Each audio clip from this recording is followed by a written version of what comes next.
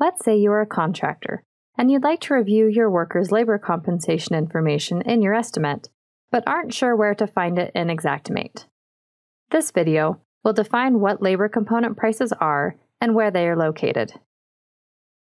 First, to get to Components, navigate to Estimate Items. Click on the Components tab and then select the group or groups to view the labor components associated to them. The component list will open. Components represent a person or thing being used in a task. Components fall into one of three categories: material, equipment, or labor. Each one of these components has its own unit and a price. To see the labor component prices, navigate to the Retail Labor field and double-click on the trade you'd like to view.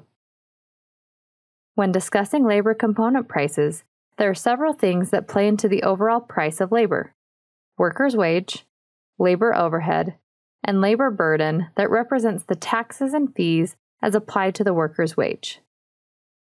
There can be several different taxes or fees ranging from federal to local that might be applicable to the trade. These burdens are applied to the worker's wage only and not the labor overhead and markup. If you need to adjust the labor price, you can do that by first double-clicking on the unit price of the trade you'd like to change. Next, type in the new number.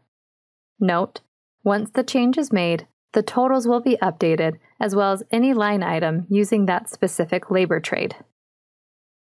Remember to record the reason why a line item price was updated. To do this, navigate back to the Estimate item in the Items tab. Double-click on the Notes icon and type the details in the bottom field.